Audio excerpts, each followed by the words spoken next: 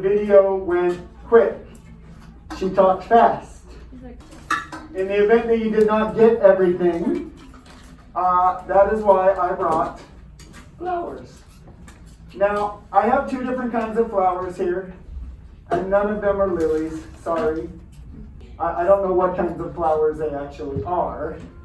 The very first thing she talked about was the flower, and I think we're going to save it for last so that we can just talk about it in all of its parts rather than as a whole.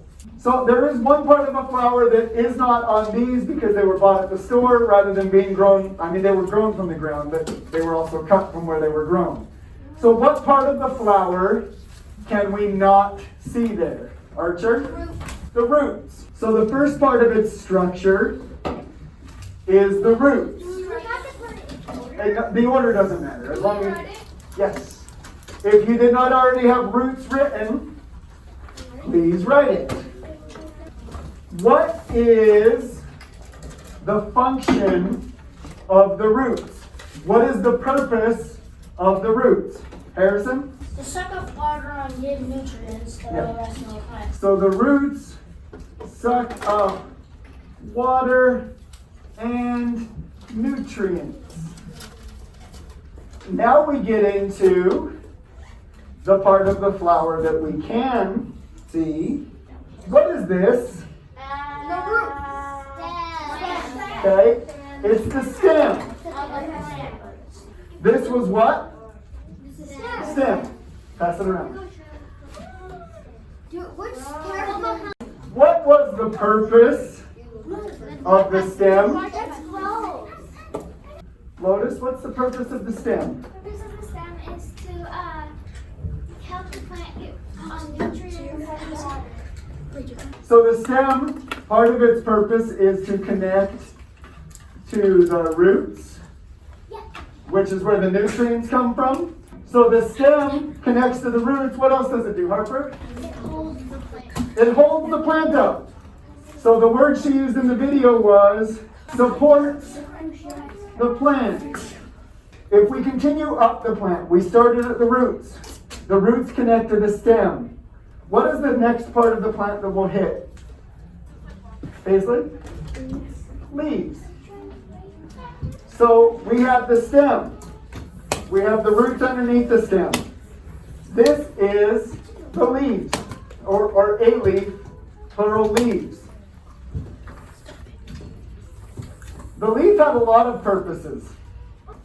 So take a look at it. The first thing you'll see in it is the veins. There was another thing in the plant that she mentioned that is one of the most important parts of the plant. The roots suck up water and nutrients from the soil. That water and nutrients travels up the stem and into the leaves through the veins. So part of the leaves would be the veins. But another part of the leaf, what gives the plant its color, is chlorophyll. Chlorophyll is what gives the plant its color.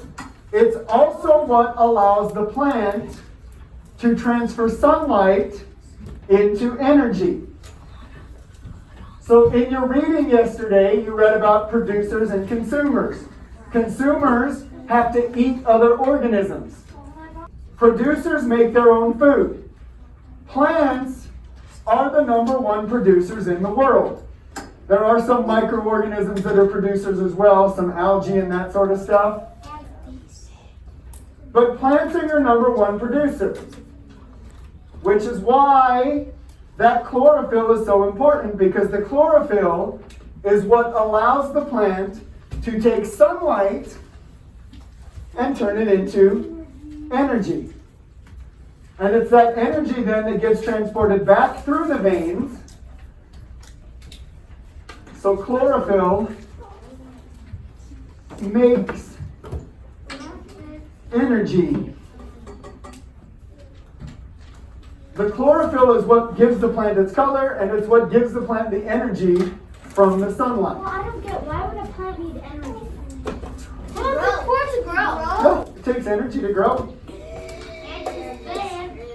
So we have We have, what were these again?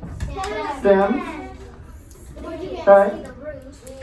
Yeah, and then these are leaves, which takes us to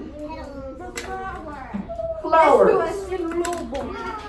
We are currently passing around a flower. So we do have the flower here, but the problem with just putting flower onto our list is that a flower has lots of different parts. We're going to list under the word flower the different parts. So you can see with my flower here,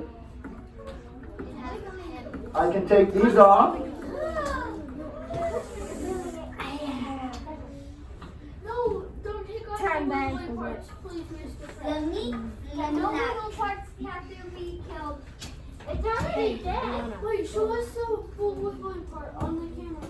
This is a petal. Now the petal is part of the flower. You'll notice that the petal of the flower is the part that was all bright and colorful. Because the purpose of the petal is to use that bright color to attract pollinators. So the purpose of the petal is to get the bees and butterflies and all of that to come to the flower so that the pollen can get onto them so that they can fly off to a new flower and transfer the pollen that way. Now, we have a couple of different parts going on here.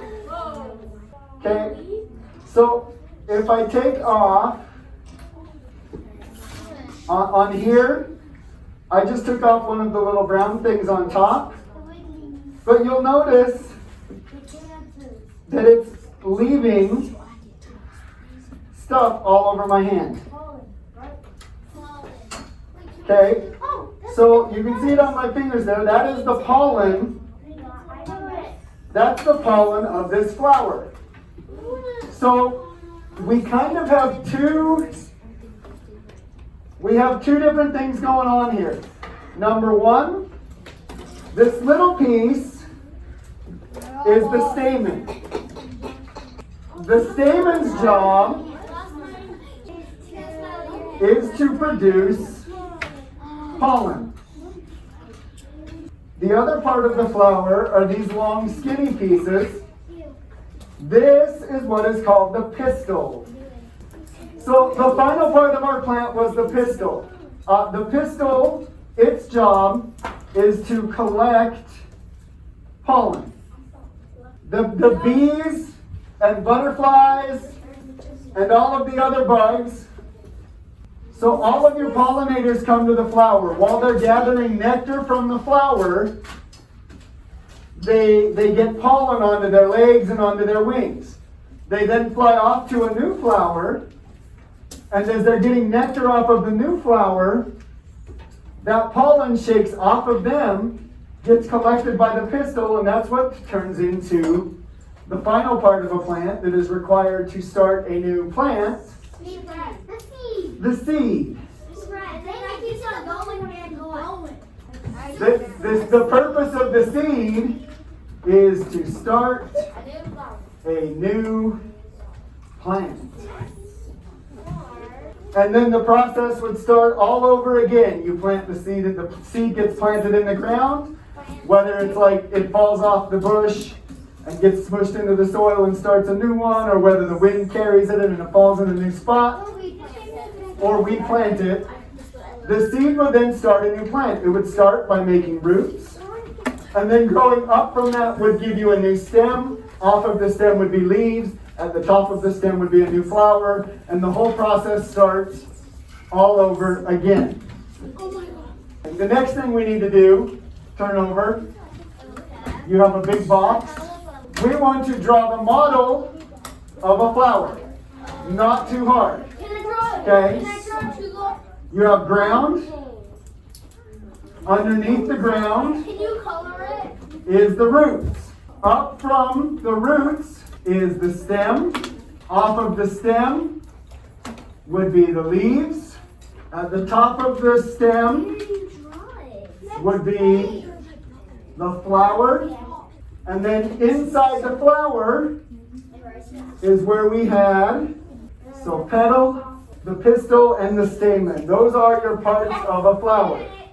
So draw a flower and label its parts.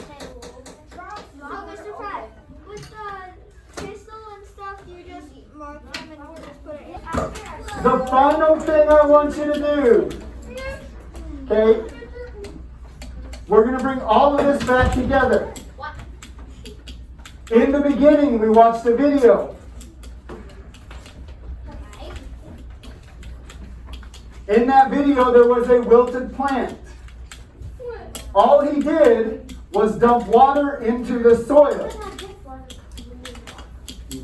Clean water, you call it. Okay?